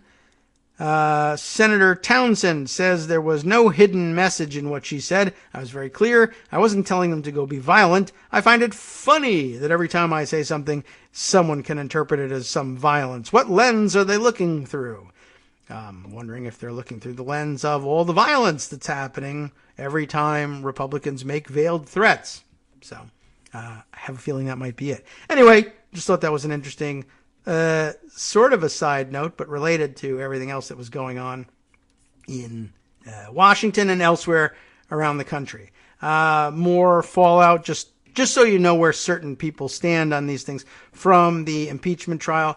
I did notice this. I think Stephen Dennis, in reporting the aftermath of the trial, was openly soliciting. Has anybody got any statements on the record from any Republican senators who voted to acquit that was actually defending the president's actions? Because mostly it's, well, it was a terrible thing, but either didn't rise to the level of impeachment, or we didn't have jurisdiction for the impeachment even though we did have jurisdiction for the impeachment, or something like that. Closest I've seen so far is Tim Scott, for whatever reason. Disappointing, because occasionally he has come out and said, I think after Charlottesville, he was like, yeah, the very fine people thing, that's not a good idea. You would expect that, somebody was going to say something about it, and he was the guy who said it last time, so I thought, maybe he too will just say, well, this was a horrific thing, but we didn't have jurisdiction. But instead, this time, he says, let's see, Sherilyn Ifill reporting here, or tweeting anyway, on yesterday. I picked this up. I don't know. But anyway, Tim Scott says Trump is, quote, simply not guilty of inciting insurrection. The one person I don't blame is President Trump. That seems pretty surprising. She grabbed this from reporting of the Washington Examiner, which is where you would expect to see such a thing printed, although, I don't know, you might have, I guess you could have made an argument that they won't print that. They will cover up on procedural grounds because they don't want the negative publicity of complicit senators on the record. But they seem to have no problem in printing this one. So there you go. Tim Scott says, no, he's not guilty of inciting violence. Everything was perfectly appropriate. And the one person I don't blame for any of it is Trump. Seems backwards, but okay. Let's see. Catching up with a story that appeared late last week, but went unreported on the show, but I thought you might be interested in hearing about it. Twitter permanently suspends Project Veritas, the James O'Keefe organization. I didn't even know that was in the offing, but apparently it was, and they got that one off, too. Twitter permanently suspended an account belonging to Project Veritas on Thursday, citing repeat violations of the site's policies against publishing private information. A Twitter spokesperson confirmed to The Hill that and so this is direct original reporting for The Hill. Very well done. John Bowden, though, is this a good reporter or a bad reporter? I can't remember over at The Hill. I can't keep them all straight, but I don't think that was the horrible one that they had at The Hill for so many years. But anyway, I guess I'll have to look back and check that one out. Where did that go? We opened it up and then lost. There we are. So, a Twitter spokesperson confirmed to The Hill that the main Project Veritas account was permanently suspended while founder James O'Keefe had his account temporarily locked. Temporarily only, I suppose. I don't know whether they changed their mind on that. Several recent tweets on O'Keefe's timeline appeared to have been deleted by Thursday afternoon. I think that's usually the stipulation that they hold out there. If you'll delete the offending tweets, they might let you back in. So that was as of Thursday afternoon. Twitter did not immediately return a request for comment regarding private information shared by Veritas and O'Keefe. About the background of the group. Is there anything that gives any hint about who they were, whose information they were revealing? I don't think so. But par for the course, really, for those people over at Project Veritas. So I'm glad to see the hammer coming down on them, at least temporarily for O'Keefe. Yes, in COVID news, you remember that we're still having that pandemic. Stephen Dennis, in addition to being an excellent reporter covering the scene on Capitol Hill, also keeps a close eye on the COVID statistics, and that between him and me and our old friend Brain Rap Charles, did we decide it was Gaba for the pronunciation of his last name? Did we decide? Did he tell us and we forgot? Yeah, that's pretty much what happened. But anyway, between the three of us, we keep a pretty close eye on it from slightly different angles. And so Stephen reminds us this is now the case. First, in pointing out that the death toll in New Jersey, which has the highest per million rate, the per capita, but we calculate it as deaths per million in population, has now reached the point where 1 out of every 400 residents of New Jersey at the beginning of this whole thing has died of COVID, which is pretty amazing. A worse ratio, in fact, than any nation on earth. And that, don't get too smug, I guess, the rest of you. 8 U.S. states have reached the point at which greater than 1 in every 500 residents have died from COVID. New Jersey, of course, is among them. New York, Massachusetts, Mississippi, Rhode Island, South Dakota, Connecticut, and Arizona, with Louisiana just a few deaths away. Hi, everybody. It's me, David. Let's change things up from the old fundraising pitch for just a minute and talk instead about how you can be a part of our show. If you've got a smartphone or any other electronic recording device, why not sit down and record a segment for us? Read us an important article and give us your take. Or read one of your own original essays, or even just give us your commentary on something you'd like to share that's important to you. Then send the file to me at kagrox@gmail.com, and I'll try and work it into the show. Short segments, a few minutes in length, are easiest to fit in. And of course, I can't always guarantee that I'll be able to play everything, but if you've ever shouted at your radio or TV about something you wish was being covered, here's your chance to change that. Make the show your own. Send your submissions to me at kagrox@gmail.com.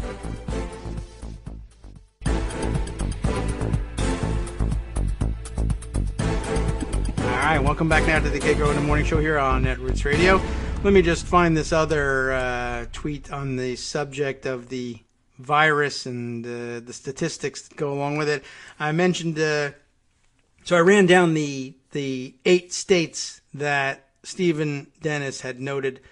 All were over had passed the point where greater than 1 in every 500 residents had died of COVID, and mentioned that Louisiana was just a few away. They ended the day yesterday at 1,999 deaths per million, and it's at the 2,000 deaths per million at which you've reached the point where 1 in 500 residents are dead, and so you can probably expect to see them pass that today. And, of course, Mardi Gras is coming, although I understand that they're this time going to pass on the parades and go a different route. But you can expect all of these rates to continue to rise,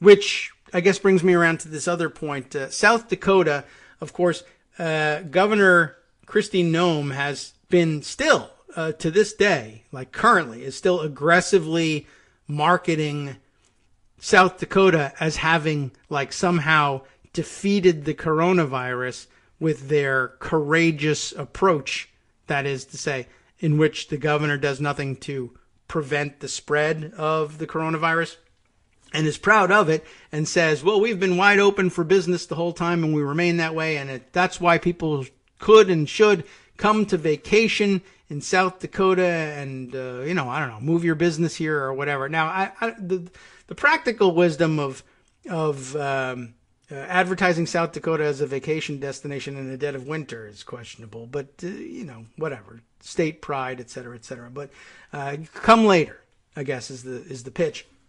But, of course, South Dakota, I guess, still in the business of denying that the Sturgis motorcycle rally was a stupid thing to hold in the middle of the pandemic. And really, what other, I don't know. I mean, there is other tourism to South Dakota. There's places to go and things to see there. But the Sturgis rally, I think, probably draws the bulk of their tourism because of the sheer size of the thing. And certainly during the pandemic, it was probably responsible for the bulk of their tourism. And it was also responsible for the bulk of their problems with coronavirus.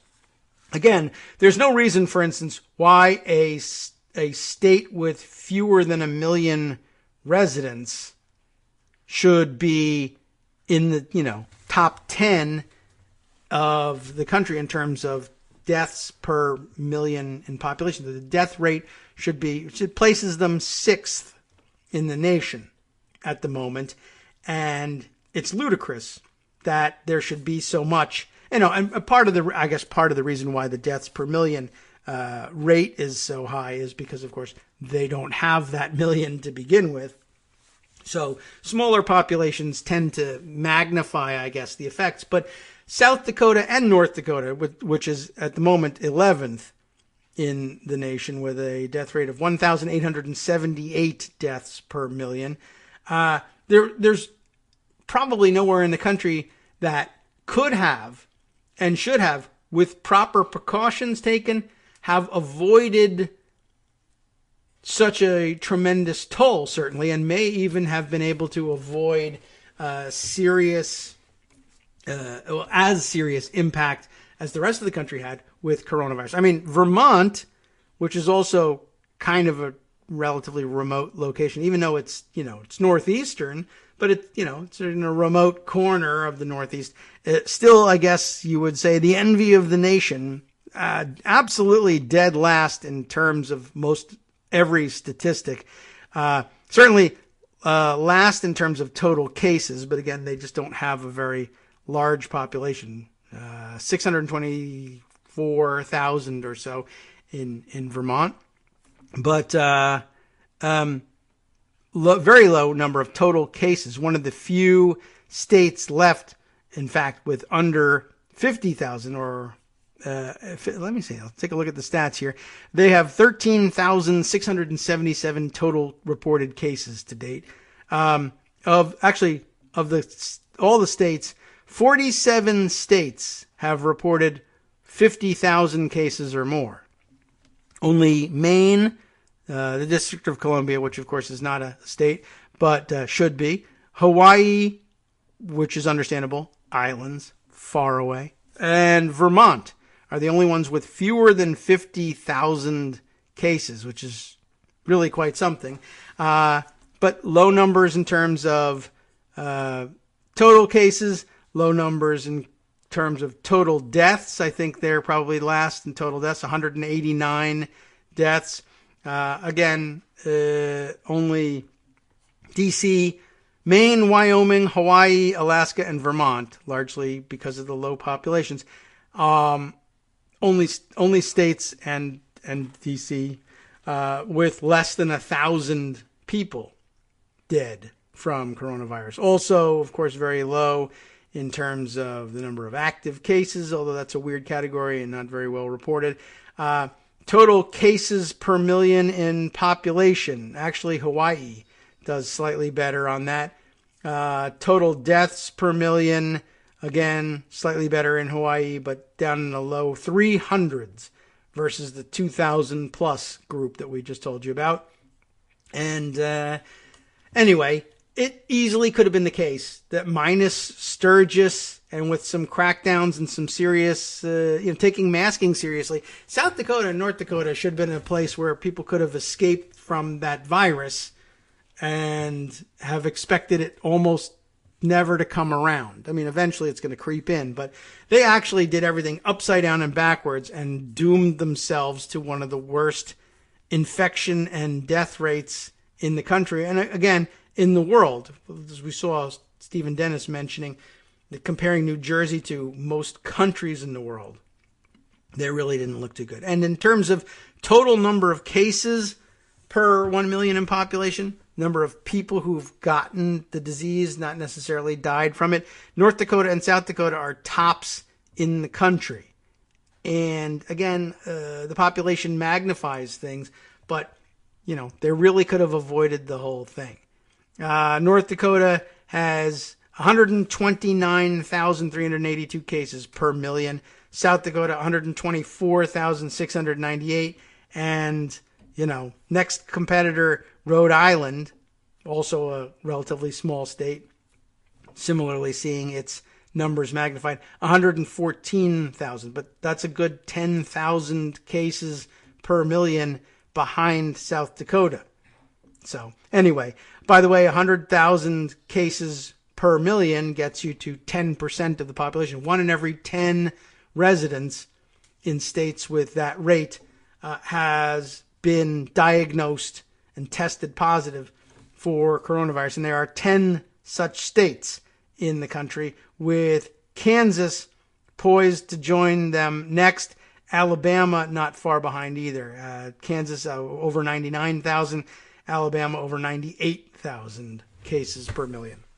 So anyway, I saw that mentioned, and I don't know, somehow Kristi Noem is still proud of herself for how she handled the thing, and I think probably like most conservatives, points say to New Jersey and New York and others and says, see, blue states, they got it the worst. They're the ones who really couldn't handle it.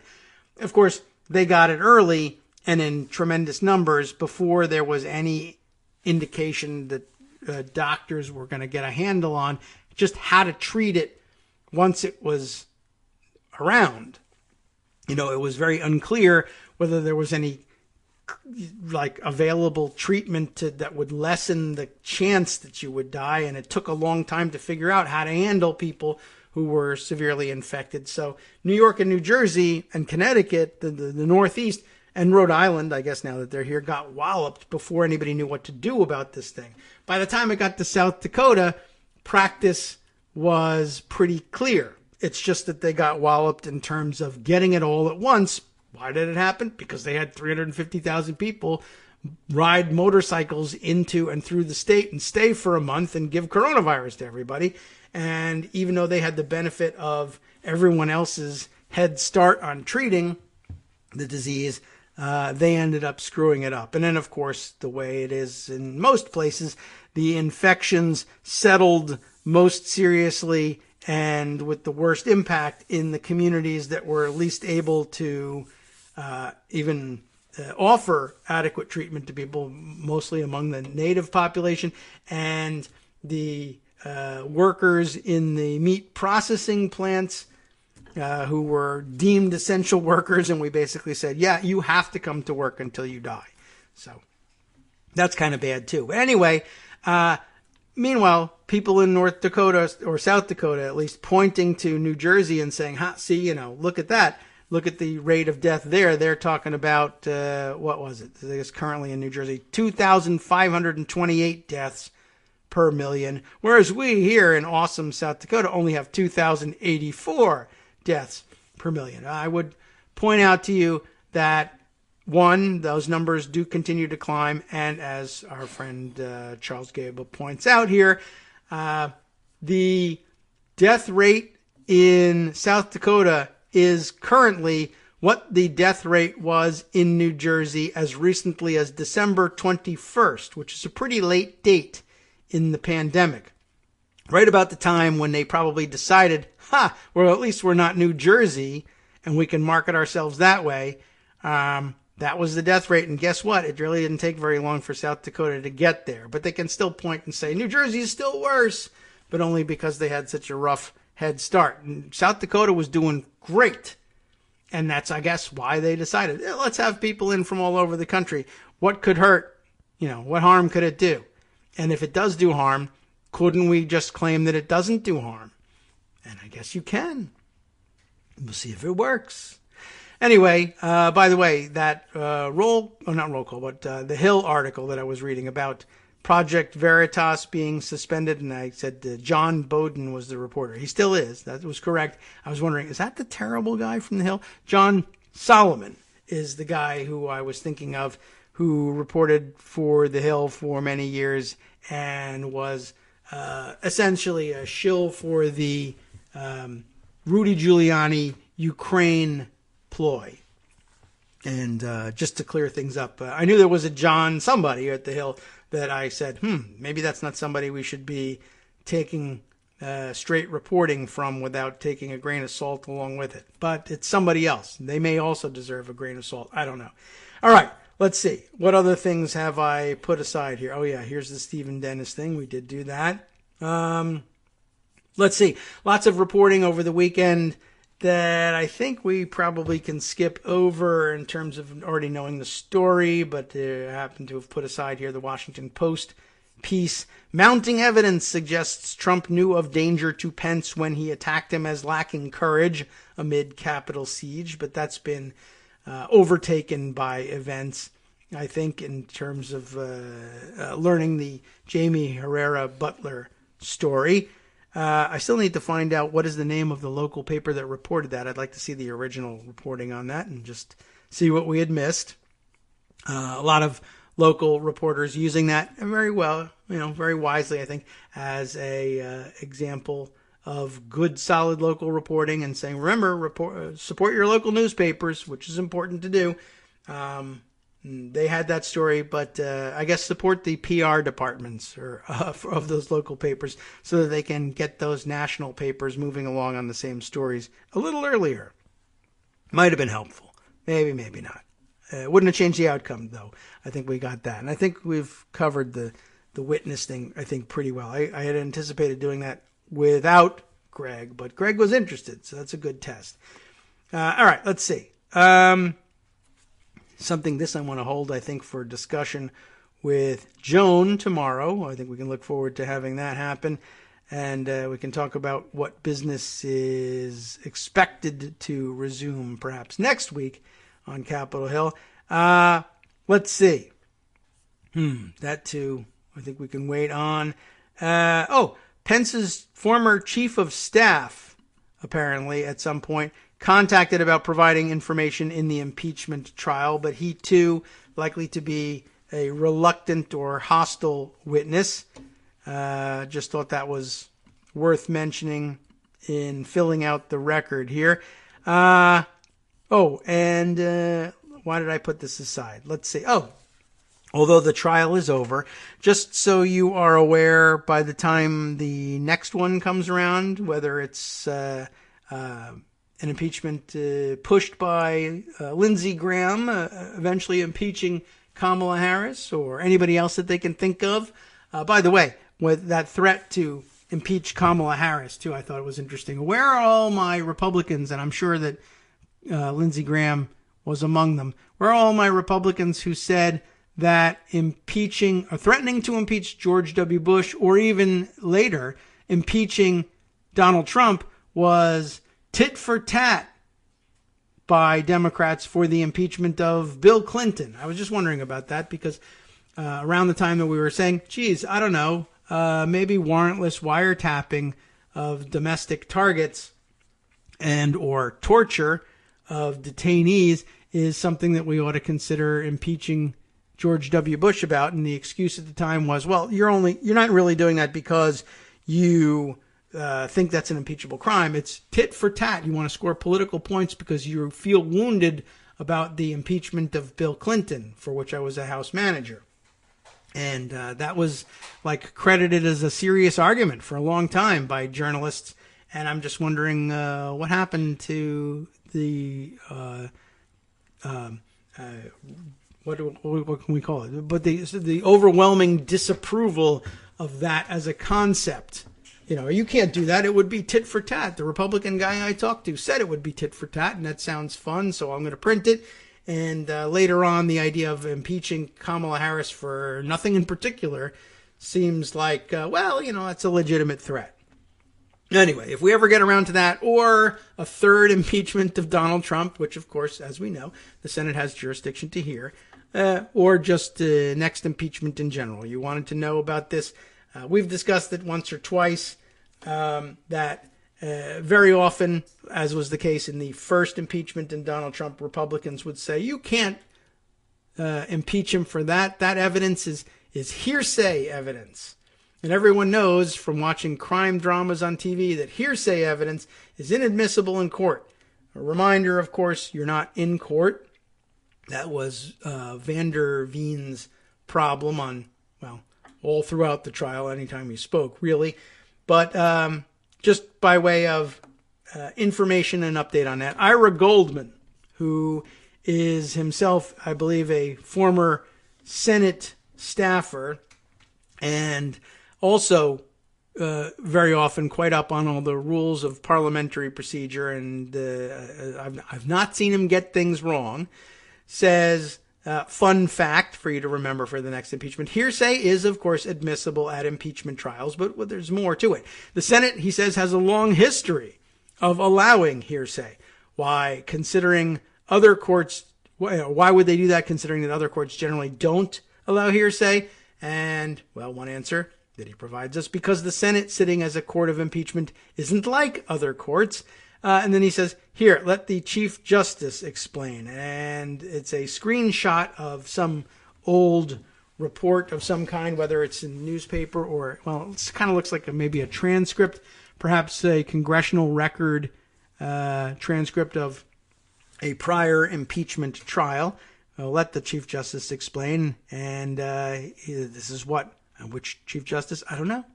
But the last Chief Justice to say this, anyway, the Chief Justice has already said upon a former occasion that he thinks that for the purpose of proving the intent, this question is admissible, and he thinks also that it becomes within the rule which has been adopted by the Senate as a guide for its own action. Now, this is the important part that's boxed here in red.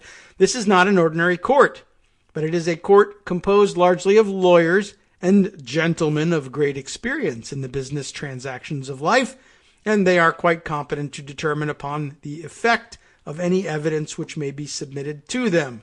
It continues on, that was the important part. And the Chief Justice thought that the rule which the Senate adopted for itself was founded on this fact, and in accordance with that rule by which he has determined the question submitted on Saturday, he now determines this question in the same way. In other words, this Chief Justice ruling at this juncture in this impeachment, and I'm not certain which one it is, but we could take a guess, that the rulings of a previous Chief Justice on the question of whether or not hearsay was admissible in a Senate trial still obtains, which is basically that, look, these are people who, one, you're not in a courtroom and the federal rules of evidence don't apply, and two, we allow for an exception here because we think the jury is uniquely qualified to weigh the importance and truthfulness of the evidence in ways that ordinary citizens on ordinary juries might not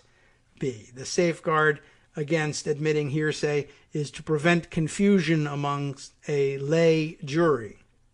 Not a very big consideration here. So, just in case you were wondering about what was the precedent and why was it established, in case we end up impeaching anybody else anytime soon, now you know. All right, let's see. What other things have I put aside here that we need to know? Well, let's see. A lot of this still pertains to the trial. There were so many things happening that seemed like they were important at the time, but now seem less important now that the whole thing is over. Let's see. New details about the Trump-McCarthy shouting match show Trump refused to call off the rioters. That was CNN's reporting on Friday night, I guess, once they found out about the Herrera-Butler angle on the story. What were the new details? Let's see. Well, you all will recall, and we didn't mention it yet on the air because it's now, so quickly faded into old news with the trial being over. But not only was there that one quote of McCarthy telling Trump, hey, we really need some help here. They're breaking windows and smashing their way into the Capitol. Well, Kevin, I guess these people are more upset about the election than you are, right? We heard that line, which is also pretty amazing. I mean, I guess if there were people storming Pervalago at some point and he called the police, maybe they could just say, well, maybe people are more upset about the outcome of the impeachment trial than you are. Well, I wonder whether that might fly. But anyway, the one part we didn't happen to mention is that apparently McCarthy then tells Trump, or he answers Trump, who the F do you think you're talking to? Which is an interesting and very strident thing to hear coming out of perhaps Kevin McCarthy's mouth. But true to form, Trump did know who the F he was talking to, a spineless wimp. And so, what do you mean, who the F do I think I'm talking to? Come down to Pervalago and spend the weekend kissing my ring, even though there are people breaking in there threatening to kill you. All right, I will do that. Was Trump wrong? Because I think he knew who the F he was talking to. And what an empty threat from McCarthy. It's just pretty amazing. All right, let's see. Other things that I wanted to bring up. You know what? We never did get to this one. And now that the trial is over, it seems like it's perhaps less worrisome. But I thought this was an interesting theory anyway, easily dismissed, but we'll see if there's any relevance still left to it. A piece in The Hill from February 9th from Gregory Mark, an opinion contributor. Who is Gregory Mark? A law professor and former law dean at DePaul University, specializing in law and constitutional history, a former Iran-Contra prosecutor, interestingly enough, which is interesting given that, the number of times that we've said, don't Iran-Contra this controversy here. Not to, Contra doesn't really play in with controversy, but you understand what I'm saying. And I'm afraid that this happens too. Now, by the way, as we are post-trial, people debating the wisdom or lack of wisdom in establishing some sort of investigatory commission either within the auspices of Congress or outside of Congress. Lots of pros and cons. Perhaps we'll share some of those debates over the next couple of days. But anyway, I just thought this was an interesting theory. This was Chief Justice Roberts is paving the way for Trump to claim his trial is unconstitutional. And I don't think he's going to bother claiming that now that he's been acquitted. But who knows? We'll see whether there's any relevance left in this. But it was an interesting theory. I didn't give it much credence, but it was interesting. During my second year of law school at the University of Chicago, our author says, the constitutional law final included a question dealing with the hypothetical impeachment and trial of a president where the Chief Justice did not preside over the trial. We know about how this one happened here. He's no longer president, right? After the exam, I told a classmate the situation seemed so absurd and implausible that it would never happen. I was wrong. More than 30 years later, well, sort of wrong, the Senate is set to try former President Trump, and Chief Justice John Roberts will not preside over the trial. Instead, of course, it was Pat Leahy, President pro tem, an elected official and member of the Judiciary Committee, actually, overseeing the hearing. This is deeply troubling, he said. Interesting. Why did he think so? The Constitution calls for the Chief Justice to preside over an impeachment trial, but only over ones with the president on trial. By stepping aside, Roberts not only is failing to meet his duty, but his actions bring an air of illegitimacy to the trial. I guess they've dropped that now. Impeachment are designed to bring the entire government together for a nonpartisan affair. I don't think that's really true, but it's a theory. And Republicans would, of course, claim it if Trump had been convicted. And here was the big worry. If Trump is convicted, he wasn't, he would be ineligible to hold federal office, or he could be if they voted to make it so. Skip that part. Without the presence of the Chief Justice, and if there is a conviction, Trump, he says, can argue that the ruling was unconstitutional because the rules according to the Constitution were not followed. You get the idea? I don't think we have to dive much further into it, but it's interesting, and I wonder now whether it was, oh no, this could happen, or was it really sort of a sly, oh no, you'll be able to do this, sir, kind of a thing, because it really is kind of baseless.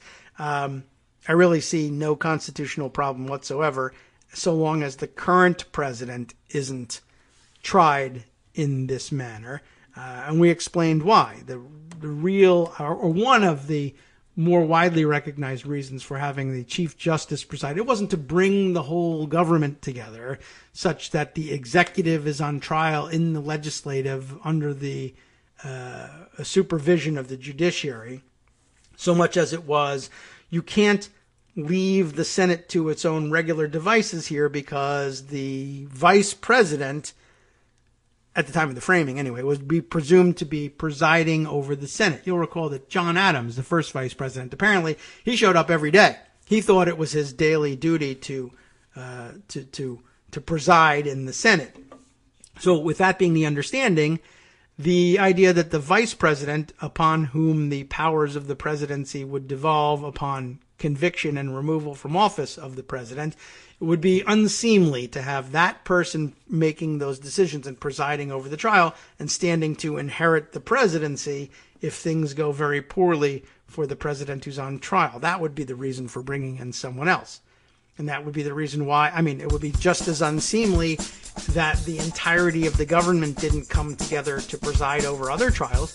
The trials of, or impeachments of federal judges. Why wouldn't you want the entirety of the government on that one? Because ordinarily you would have, Without the Chief Justice being there, you'd have a member of the judiciary being tried by the legislature with no involvement from the executive whatsoever. So, apparently that doesn't seem like a very strong argument to me. But anyway, I guess just by way of clearing that one out of the backlog of pocketed stories, I thought I would bring to your attention the fact that somebody did once imagine that. So that if we ever do get around to another impeachment, whether it's a question of hearsay and why it's admissible in an impeachment court, or who's supposed to preside and what's the reason for their being preferred for presiding over the trial, you'll know what's going on ahead of time, which is really part of what we do here. Isn't that what we're all here for? I don't know. I got no idea what we're here for. I'll tell you what we're here for next, in case you're still looking for purpose in today. The West Coast Cookbook and Speakeasy comes up next. Justice Putnam rounds up the stories he's got on tap that he thinks are important, and he's probably got a better fix on that than we do. And I'll give you a hint as to what some of those stories might be after this short announcement. From networksradio.com, you have been listening to Kagro in the Morning with David Waldman. Important point here, if you were waiting for 14th Amendment action to remove Trump or to prevent him from ever holding office again, that will require court action. And what else has he got? How about this one? Federal authorities have targeted a massive N95 mask scam. That sounds dangerous. Look out. Buyer beware. Hopefully they'll guide us through this one. See you tomorrow.